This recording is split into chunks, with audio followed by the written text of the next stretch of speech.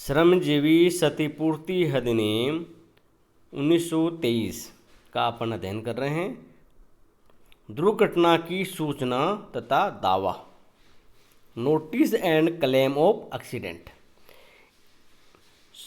श्रमजीवी क्षतिपूर्ति अधिनियम के अंतर्गत दुर्घटना से उत्पन्न चोट की क्षतिपूर्ति के लिए श्रमिक को सूचना भेजनी पड़ती है तथा दावा प्रस्तुत करना पड़ता है।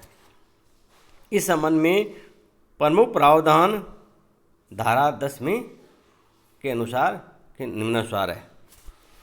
दुर्घटना की सूचना देना। आयुक्त से क्षतिपूर्ति प्राप्त करने के लिए श्रमिक को दुर्घटना की शीघ्र सूचना देनी चाहिए। ऐसी सूचना इस धारा में निर्धारित विधि से सेवा आयोजक द्वारा दी जानी चाहिए। 2 वर्ष में दावा प्रस्तुत करना। यदि कोई श्रमिक आयुक्त के समक्ष क्षतिपूर्ति का दावा प्रस्तुत करना चाहता है तो उसी दुर्घटना घटित होने के 2 ही वर्षों के भीतर तथा मृत्यु दशा में मृत्यु की तिथि से 2 वर्षों के भीतर दावा प्रस्तुत कर देना चाहिए। वैमानिक दशा में इस दुर्घटना का समय तथा दावे की अवधि। यदि कोई व्यक्ति व्यवसाय रोग के कारण धारा 3(2) के अंतर्गत अयोग्य हो जाता है तो ऐसी दशा में दुर्घटना उस अवधि के प्रथम दिन हुई मानी जाएगी जिस अवधि में वह रोग के कारण कार्य में से निरंतर अनुपस्थित रहा है। यदि कोई श्रमिक किसी रोग के प्रभाव से दुर्घटनाग्रस्त है और वह आंशिक रूप से अयोग्य हुआ है और वह रोग उस कार्य से अनुपस्थित रहने के लिए बाध्य नहीं करता है तो 2 वर्ष की अवधि उस तिथि से गिनी जाएगी जिस तिथि से वह अपने सेवा आयोजक को आंशिक अयोग्यता की सूचना देता है। जब कोई श्रमिक निर्दिष्ट अवधि धारा 3(2) के अनुसार में किसी रोजगार में कार्य करता है और फिर कार्य करना छोड़ देता है और उसको छोड़ने के 2 वर्ष के भीतर उस रोजगार से संबंधित रोग के लक्षण उसमें विकसित हो जाते हैं तो दुर्घटना उस दिन हुई मानी जाएगी जिस दिन रोग के लक्षणों की जानकारी होती है। सूचना के अभाव में दावा। सामान्यतः श्रमिक को उस दुर्घटना की सूचना तथा दावा यथासमय प्रस्तुत करना चाहिए, किंतु निम्नलिखित दशाओं में सूचना तथा दावे के प्रावधानों में त्रुटि करने पर श्रमिक के अधिकारों पर कोई प्रतिकूल प्रभाव नहीं पड़ेगा। जब परिश्रम में हुई दुर्घटना में श्रमिक की मृत्यु हो गई हो, यदि दावा किसी श्रमिक की मृत्यु के संबंध में हो तथा उस श्रमिक की मृत्यु सेवा आयोजक के परिश्रम में या सेवा आयोजक के प्रबंध नियंत्रण वाले किस स्थान पर घटित दुर्घटना से में हुई है तथा वह श्रमिक वहीं मर गया हो। जब सेवा आयोजक या उसके प्रबंधक को दुर्घटना की जानकारी हो, श्रमिक के दुर्घटनाग्रस्त होने की जानकारी सेवा आयोजक या सेवा आयोजकों द्वारा नियुक्त ऐसे प्रबंधक को हो जो व्यापार की उस शाखा के कार्यों के लिए सेवा आयोजकों के प्रति उत्तरदायी है जहां पर श्रमिक दुर्घटनाग्रस्त हुआ है। आयुक्त द्वारा संतुष्ट होने पर। यदि आयुक्त इस बात से संतुष्ट हो जाता है कि सूचना न देने अथवा निर्धारित अवधि में दावा प्रस्तुत न करने के पीछे पर्याप्त कारण रहे हैं तो आयुक्त सूचना न देने तथा निर्धारित अवधि बीत जाने के बाद भी दावा स्वीकार कर सकता है। सूचना में वर्णित बातें। श्रमिक द्वारा दी जाने वाली दुर्घटना की सूचना में क्षतिग्रस्त श्रमिक का नाम, श्रमिक का पता, क्षति या चोट का कारण, दुर्घटना की तिथि आदि बातों का उल्लेख करना पड़ता है। सूचना सेवा आयोजक को देना। दुर्घटना की सूचना सेवा आयोजक को अथवा 2 या अधिक सेवा आयोजक की दशा में किसी भी एक सेवा आयोजक को अथवा व्यापार की उस शाखा के प्रबंध के लिए उत्तरदायी किसी व्यक्ति को जहां श्रमिक दुर्घटनाग्रस्त हुआ है को देनी होती है। सूचना पुस्तिका रखना।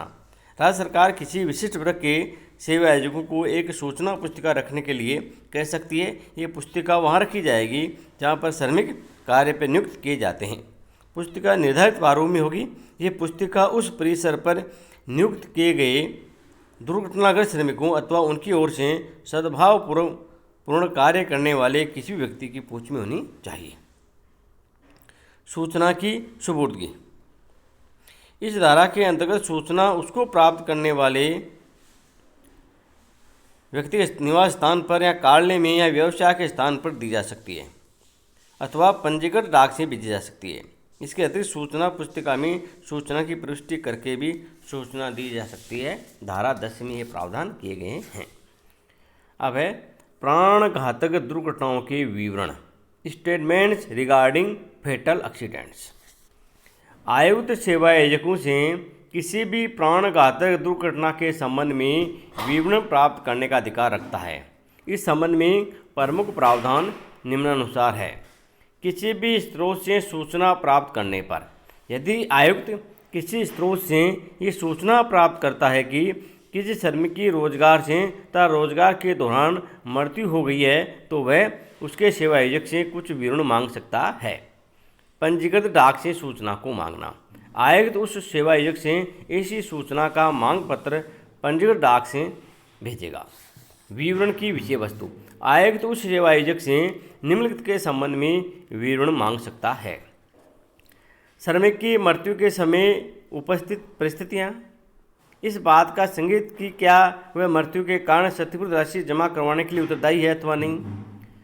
निर्धारित प्रारूप में विवरण, सेवायोजक उपयुक्त बातों का विवरण एक निर्धारित प्रारूप में भेजेगा।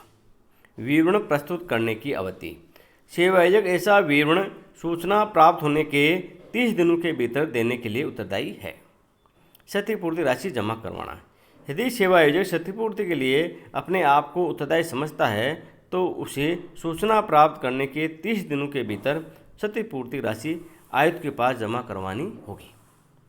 क्षतिपूर्ति राशि जमा न कराने पर कारणों का उल्लेख करना, यदि सेवायोजक क्षतिपूर्ति के लिए दायित्व स्वीकार नहीं करता है तो उसे अपने विवरण में उन कारणों का भी उल्लेख करना पड़ेगा जिनके आधार पर वह दायित्व अस्वीकार करता है। दायित्व अस्वीकार करने पर आयुक्त का कर्तव्य, जब कोई सेवायोजक क्षतिपूर्ति के लिए दायित्व को अस्वीकार कर देता है तो आयुक्त आवश्यक जांच करने के बाद श्रमिक के किसी भी आश्रित को सूचित कर सकता है कि वह क्षतिपूर्ति का दावा करने के लिए स्वतंत्र है। साथ ही वह अन्य कोई सूचना जो वह उपयुक्त समझे भी उसे दे सकता है। धारा 10A, प्राणघातक दुर्घटनाओं तथा गंभीर चोटों की report, report of fatal accident and serious injuries. कुछ दशाओं में सेवायोजक अपनी ओर से प्राणघातक दुर्घटनाओं तथा गंभीर शारीरिक चोटों वाली दुर्घटनाओं की रिपोर्ट किसी प्राधिकारी के समक्ष प्रस्तुत करने के लिए उत्तरदायी होते हैं। ऐसी दशा में उन्हें निम्नलिखित प्रावधानों तो धारा 10B के अंतर्गत रिपोर्ट देनी होती है। धारा 10B में ये बताए हुए हैं।